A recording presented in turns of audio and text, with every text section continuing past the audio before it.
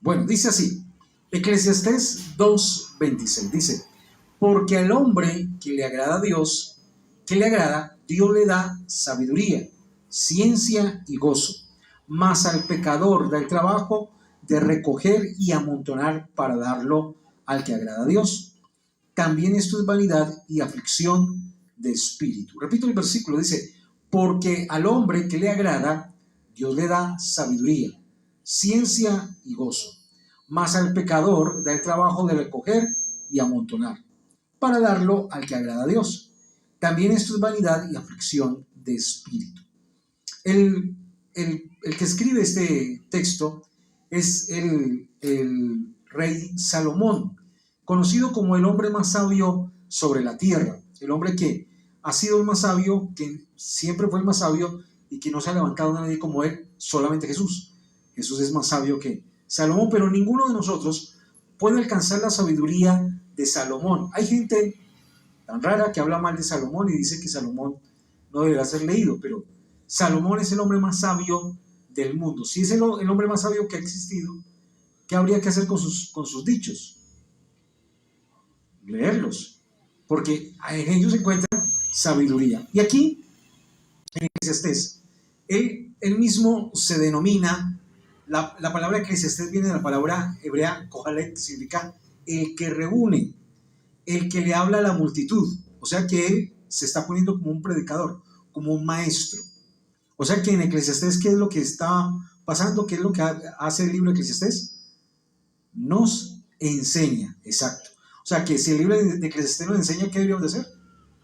Aprender de él, porque nos enseña. O sea que él aquí está hablando desde la perspectiva de un maestro que le enseña a una multitud, de un predicador que enseña a una multitud.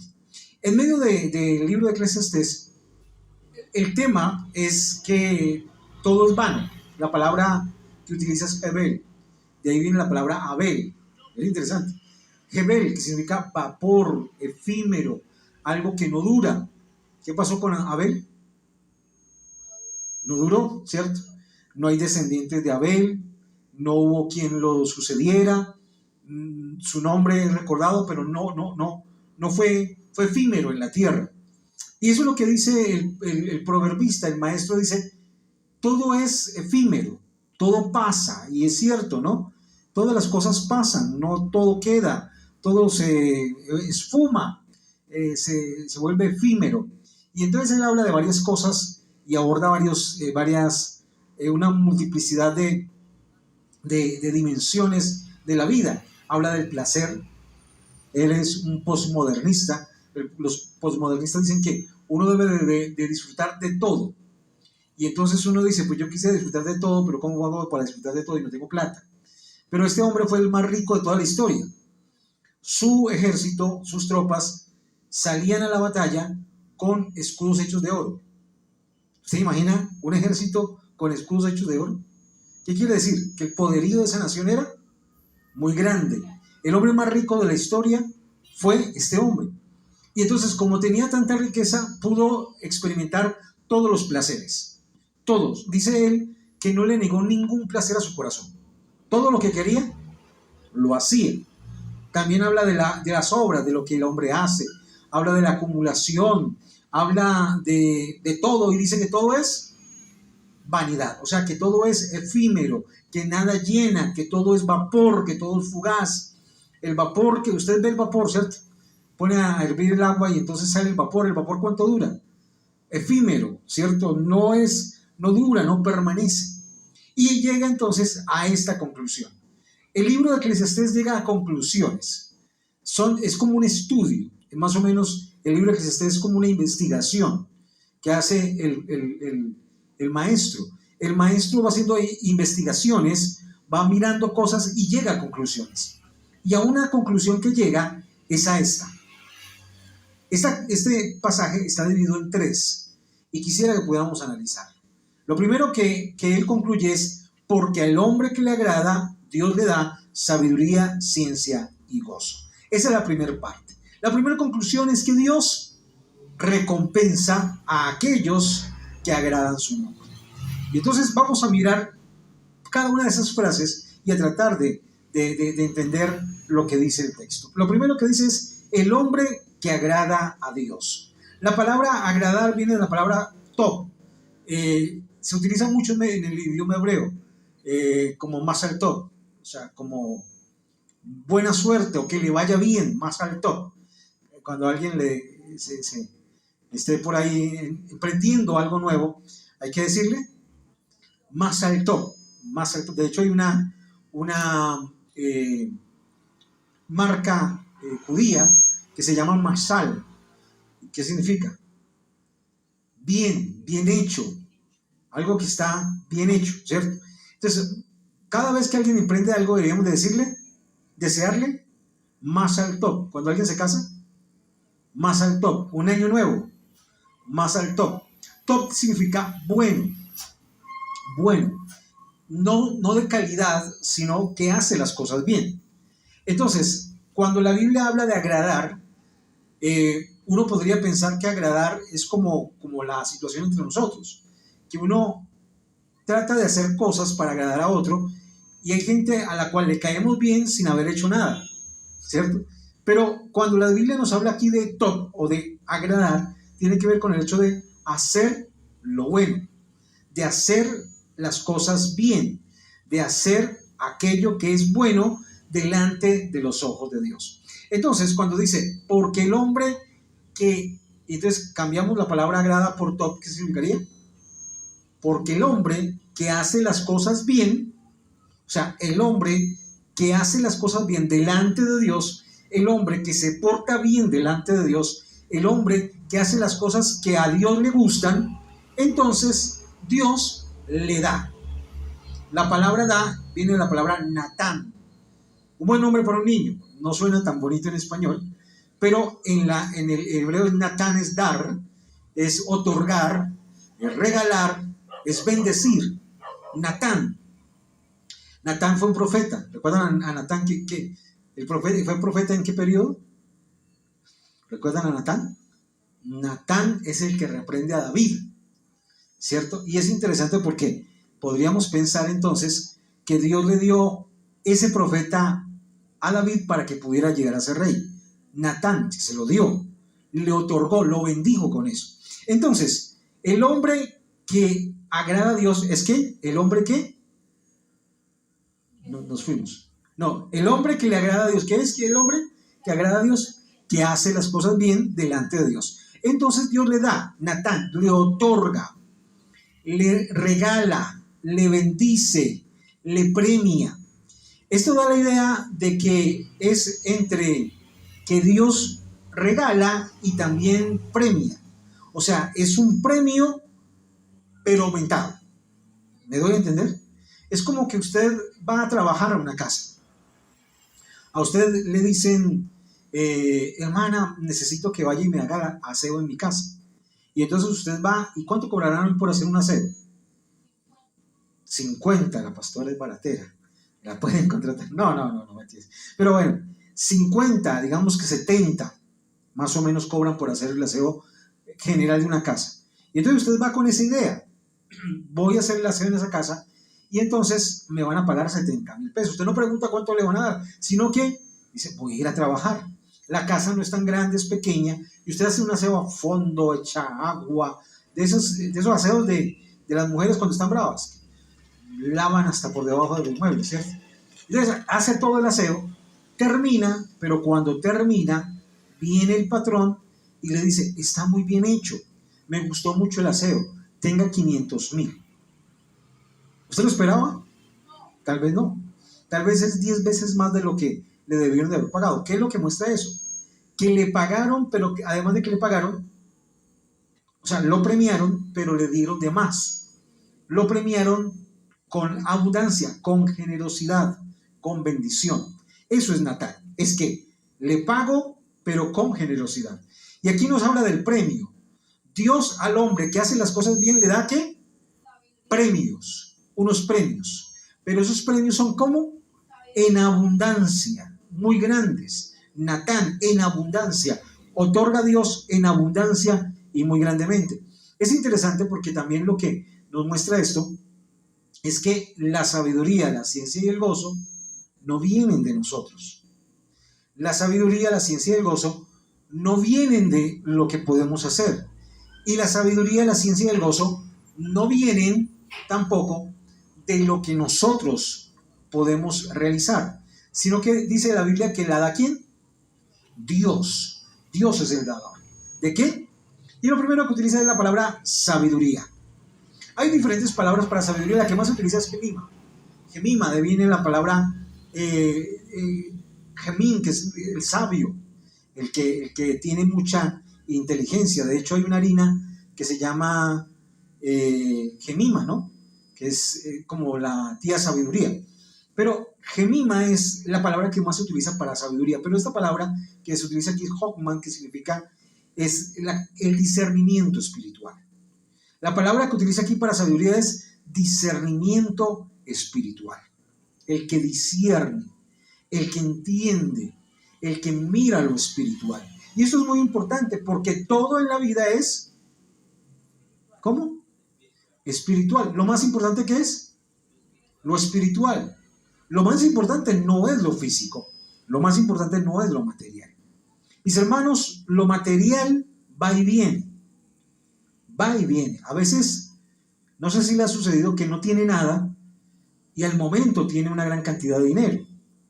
Que Dios le bendice. Y al revés, que tiene mucho y se esfuma, ¿cierto? Porque el dinero va y viene, porque lo material va y viene, ¿cierto? De hecho, lo material, todo está destinado a dañarse. Todo está destinado a dañarse.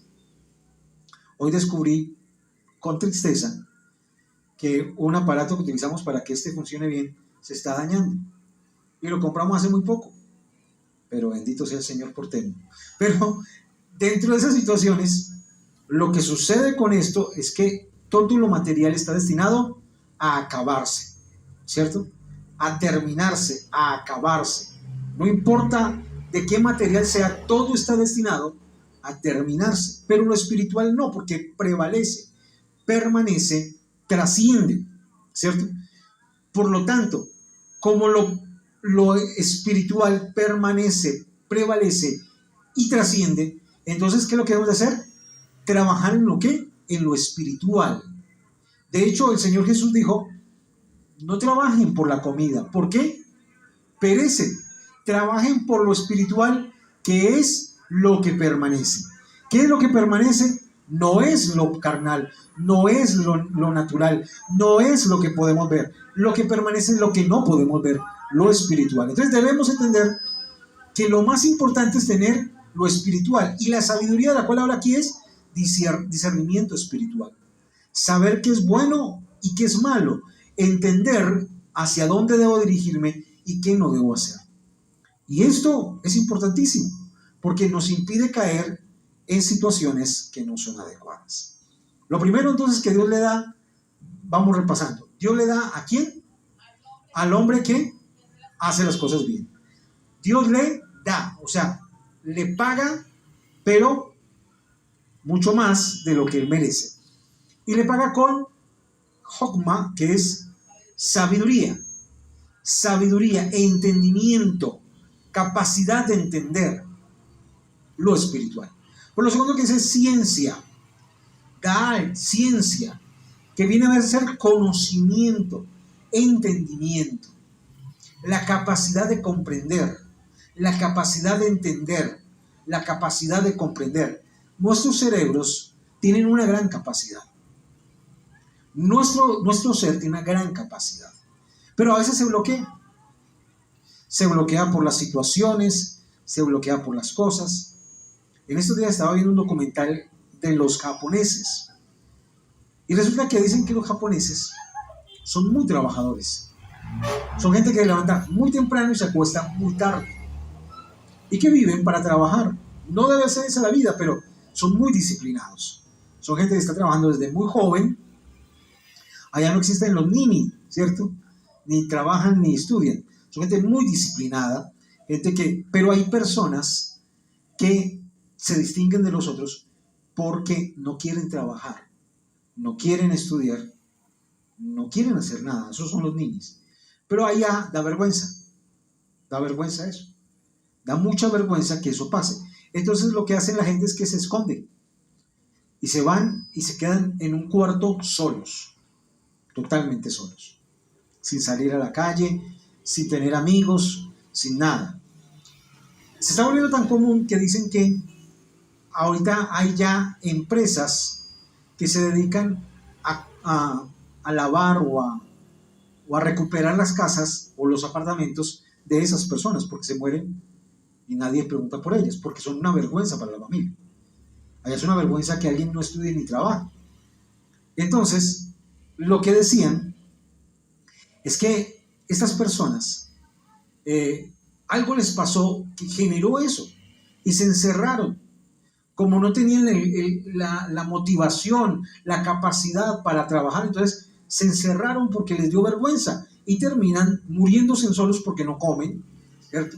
No tienen comida, nada. Entonces, por ahí se mueren solos en su casa y viene alguien, descubre que están muertos, entonces limpian la casa para poder recuperarla para otra persona que tiene la misma característica. Pero lo que me parecía interesante es que uno de ellos decía que cuando estaba joven perdió un año y entonces empezó a sentirse que un año escolar y empezó a sentirse que era demasiado tonto y la vergüenza lo bloqueó y que era tanta la vergüenza que se quedó en ese tiempo. Entonces era un hombre de 42 años, pero vivía como un adolescente de 17, con muñequitos, con monitos, con ese, dormía con un oso, con un peluche, creo que era un mono. Bueno, pero que se convirtió en alguien total y completamente infantil y se encerró. ¿Qué pasó con él? Que se le bloqueó la mente, que su alma se bloqueó y quedó detenido en el tiempo. ¿Qué le faltaba a él? O sea que no tenía el conocimiento, el entendimiento, no podía comprender, no podía entender. ¿Y sabe algo? Es que eso es espiritual, eso no es físico. No es que uno se volvió más inteligente porque le agrandaron el cerebro o porque fue a la universidad. Claro, todo eso ayuda. Pero ¿sabe algo interesante? Esto lo da Dios. Porque ¿qué es lo que dice el texto? El texto dice, Dios le da sabiduría y ciencia, la capacidad de entender a aquellos que hacen las cosas bien. Pero por eso dice, y gozo, gozo, alegría, el don de sentirse bien. Hay gente que vive insatisfecha. No tiene plata, reniega, tiene plata, se pone bravo, ¿cierto? Todo le parece que no está bien. No hay nada que lo contente, no hay nada que lo alegre. Pero hay otros que tienen un don y es que están contentos a pesar de todas las situaciones. Y resulta que ese don el apóstol Pablo nos lo enseña muy bien. Recordamos lo que dice el apóstol Pablo en Efesios, perdón, en Filipenses. El texto más conocido por todos los cristianos, ¿cuál es? Filipenses 4:13. Mire que pensamos que el texto más conocido por los cristianos es Juan 3:16, pero no. El texto que más conocen los cristianos es Filipenses 4:13. ¿Por qué? Porque lo recitamos constantemente, pero además porque es muy cortico, ¿cierto? ¿Y qué dice? Todo lo puedo en Cristo que me fortalece. Por ahí dicen que una hermana una vez lo iba a decir y le dio tanto susto que dijo, todo lo puedo en Cristo que 4:13.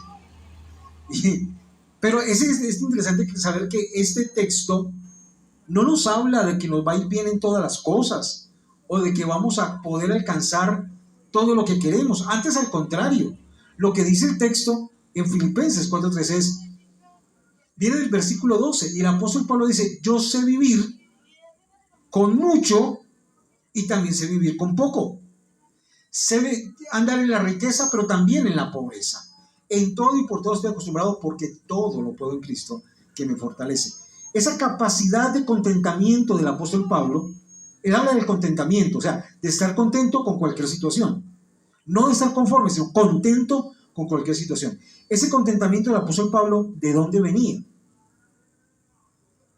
¿De dónde venía? De Dios, porque ¿qué dijo?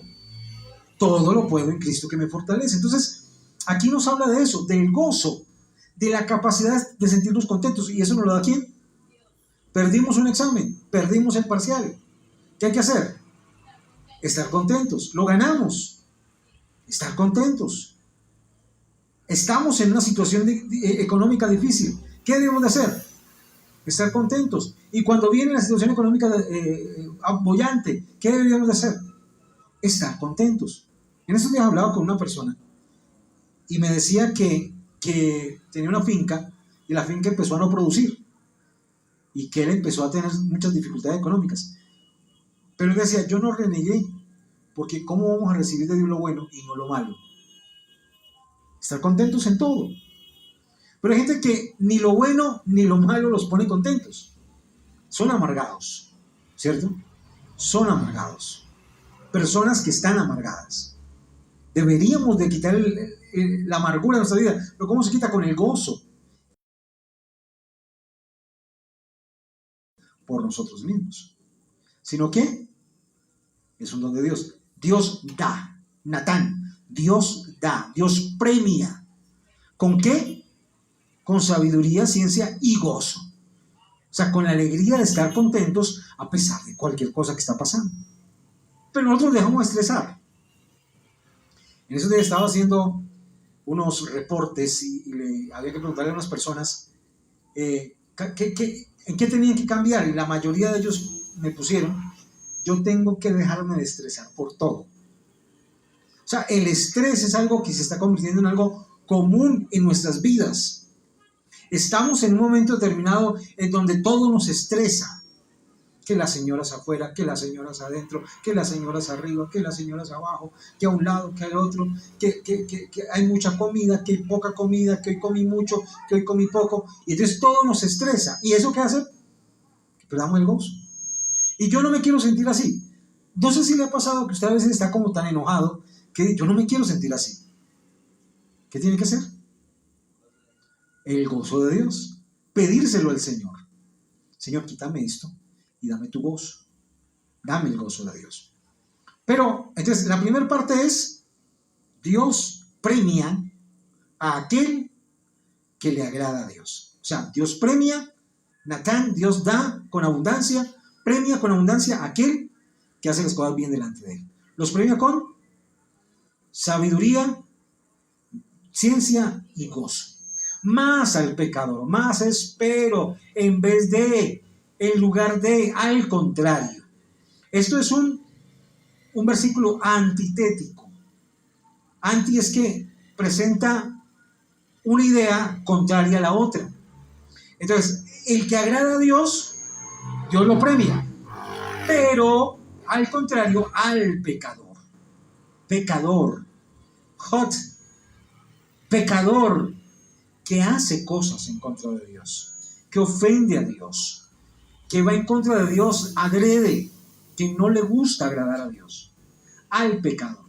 Hemos visto entonces el hombre que agrada a Dios, pero el hombre pecador. Más, al contrario, le da el trabajo. Esa palabra trabajo, podríamos pensarlo de diferentes maneras. Mire, Dios desde el principio de los tiempos deseó que el hombre trabajara. Pero hay dos palabras para trabajo. Una es la palabra, una palabra que significa, es la palabra hayim, que significa producir. ¿Qué es trabajar? Producir. Y Dios quiere que seamos productivos, o sea, que lo que hacemos tenga un resultado. Y cuando tenemos un resultado en lo que hacemos, ¿qué pasa con el corazón? Se alegra, estamos contentos, ¿cierto? Hay gozo. Usted hizo algo y puede ser que fue muy, ¿cómo le digo? Mucho trabajo, ¿cómo decirlo? Cansó demasiado. Pero cuando hay un resultado, ¿qué pasa? Nos alegramos, nos llenamos de alegría. Pero la palabra que utiliza aquí es diferente, es inyan, que significa penoso, doloroso, difícil. Entonces, la gente dice que Dios no quería que al principio el hombre trabajara. ¿Y para qué lo puso en el huerto del Edén? Ajá, o sea que él era agricultor, ¿cierto? Y lo que le dice, mire, la gente dice que, yo conozco un predicador por ahí, rarito, que dice que Dios no puso al hombre a trabajar, ¿no? Sino que lo puso como a supervisar. Pero la supervisión no es un trabajo también. O sea, se dice y se contradice. El hombre, Adán, ¿qué era? Agricultor. Tenía que labrar la tierra y la tenía que cuidar. Pero se descuidó y se le metió ¿qué? El diablo. Ahora, lo interesante es que luego, cuando lo maldice, no lo maldice con trabajo. Porque no dice, de ahora en adelante vas a tener que trabajar. No trabajabas, ahorita trabajas. No, ¿qué le dice?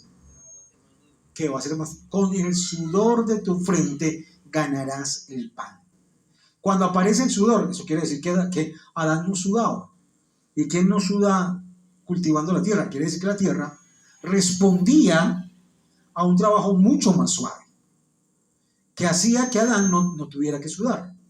Pero cuando empieza a sudar, ¿por qué es? Porque hay mayor esfuerzo, pero menos resultados. Entonces, el trabajo no es una maldición, es una bendición.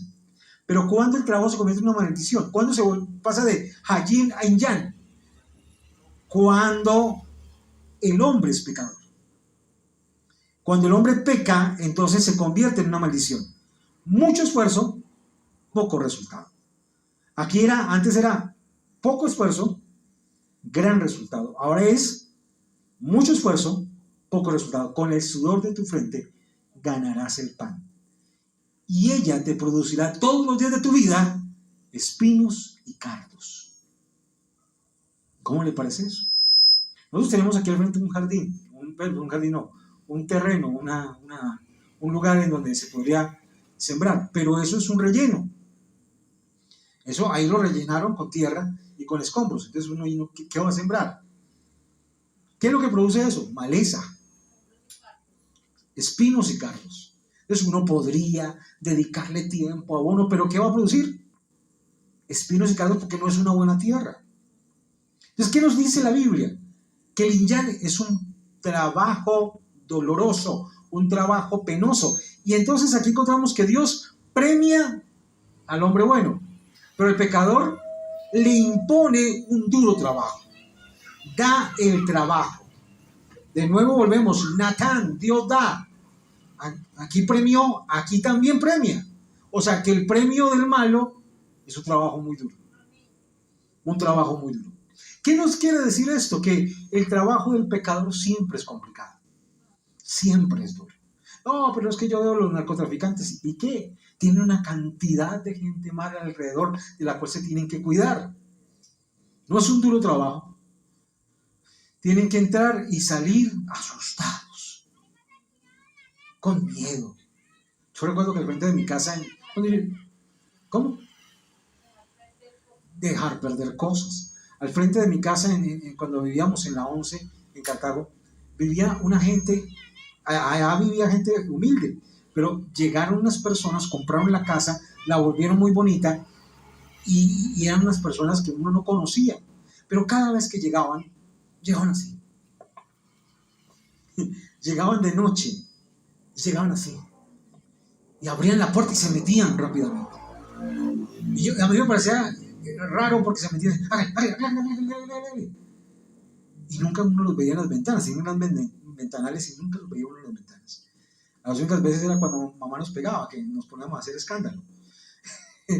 Nos poníamos a gritar para que alguien interviniera. Sí, me va a matar como mató a los otros niños.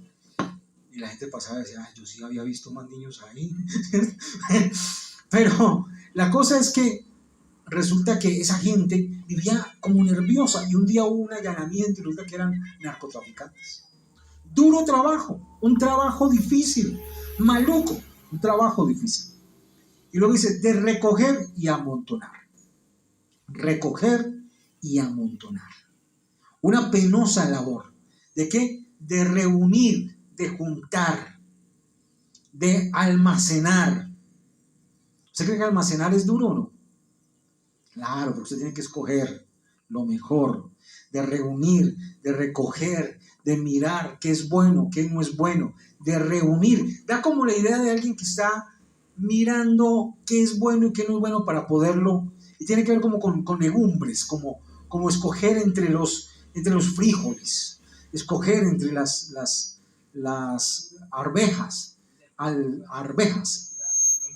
como el café, cuál es bueno, cuál es rojo, el verde, recoger y amontonar. Como son dos verbos, pareciera que fueran lo mismo, ¿no? Recojo y amontono. Pero recoger es ir, salir, tener que, y luego amontonar. Lo interesante es que nos da la idea de que es mucho. Cuando la Biblia habla de amontonar es mucho. ¿De amontonar qué? Mucho. Para darlo al que agrada a Dios. Qué tremendo. Al final, el pecador tiene un trabajo muy fuerte, recogiendo y amontonando. Recoge y amontona mucho, pero ¿para qué? No es para él mismo. No es para sus hijos. No es para los suyos. No es para él mismo. ¿Recuerdan el hombre que tuvo una gran cosecha y derribó todos sus graneros, hizo graneros más grandes, recogió una gran cantidad y la almacenó? Y cuando recogió todo eso dijo, ahora sí, alma mía, descansa. Y la voz que vino, ¿qué le dijo? Necio, tonto, esta noche viene por tu alma y todo lo que ha recogido, ¿de quién será? ¿Almacenó para quién? Para los que agradamos a Dios. ¿Cómo le parece? Y mire, yo lo puedo ver porque hoy hay edificios que han sido construidos con esfuerzo y dedicación de los impíos y que lo vamos a ocupar los santos. Casas, riquezas, propiedades, cosas que Dios le dio a los impíos para que recogieran y se los quiere dar a los santos porque le agradamos. ¿Cómo le parece? Eso no es una bendición. Hoy debemos entender que si nos preocupamos por agradar a Dios, la bendición llegará a nuestras vidas. Es que el problema es que nos preocupamos mucho por lo que el impío tiene. Y lo del impío vendrá a ser del justo. Pero entonces, ¿en qué nos debemos de preocupar? En agradar a Dios.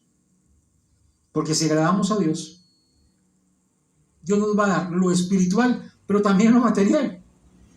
¿Cierto? Porque algunos dicen, no, pues sí, muy bueno que Dios me dé sabiduría, que me dé ciencia y gozo, pero uno con sabiduría, ciencia y gozo y aguantando hambre. Pero aquí lo que dice es que la sabiduría, la ciencia y el gozo producen resultados también materiales, pero además que los impíos están amontonando para nosotros. ¿Cuántos dicen amén?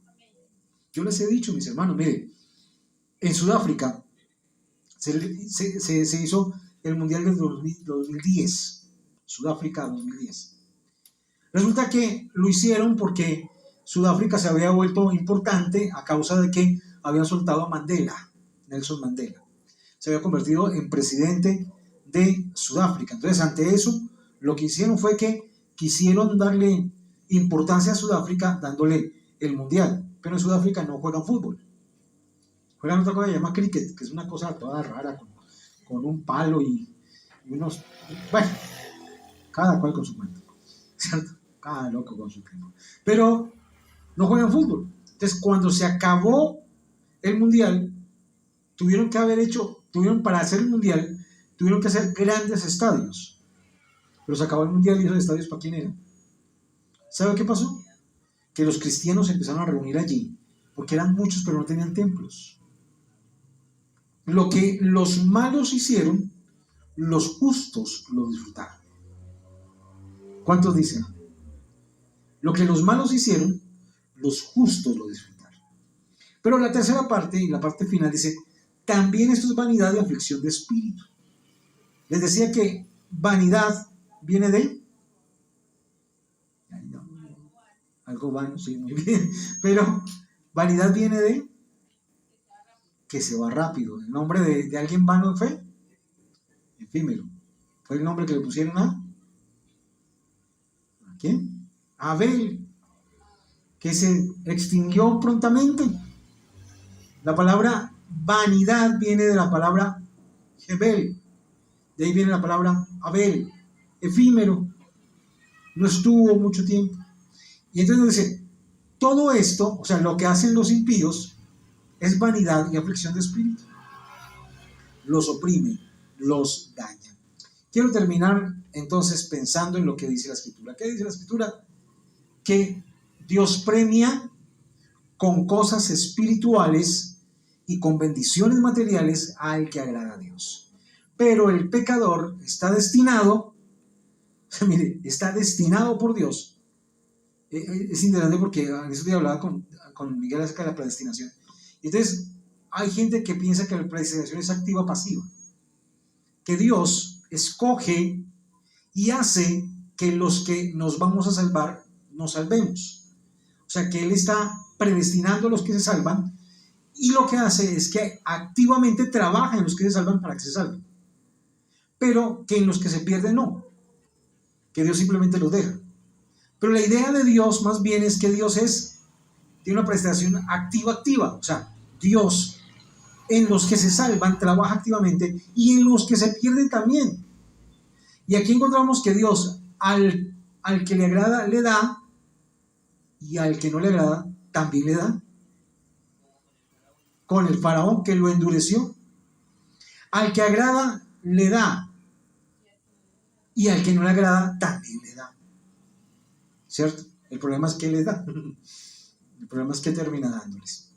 ¿Qué tal si hoy oramos? Pastora, nos dirige en oración. Qué bueno que podamos hoy comprender estas verdades de Dios.